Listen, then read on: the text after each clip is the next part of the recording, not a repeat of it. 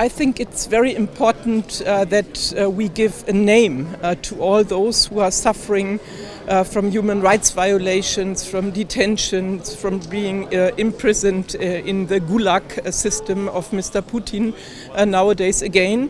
All those Crimeans, be it Tatars or be it other citizens of Ukrainian Crimea who refuse to accept annexation.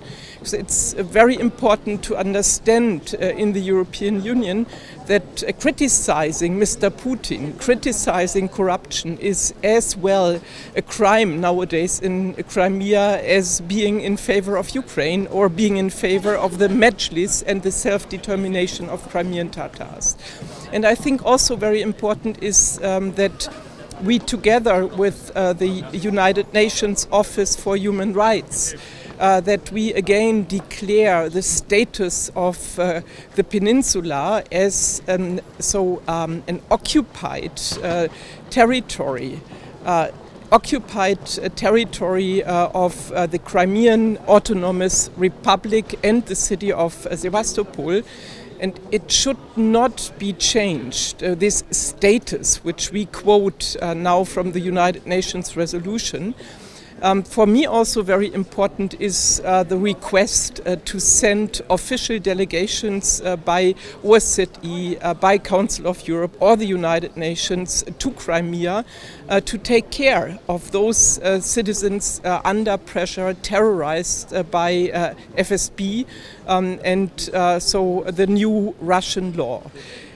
Maybe the last point I think very important is that also we make clear that the sanctions have to be kept.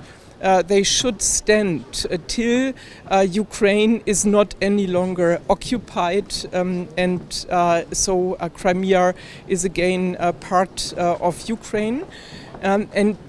So in this context, I think the European Union should really take decisions against those enterprises, those big companies, be it Siemens from Germany or others, who are violating the sanctions regime because they sold turbines, in the case of Siemens, for power plants in Crimea, or in other cases big enterprises, big players from European industry and economy are supporting the construction of the Kerch Bridge.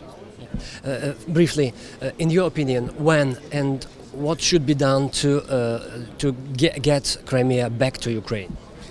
So first of all, if I would know how to do it, I would advocate it. Right now, I'm only able to say we need the sanctions regime, and we have to punish those who are breaking the law we fixed by the sanctions, and we should punish them financially very, very tough.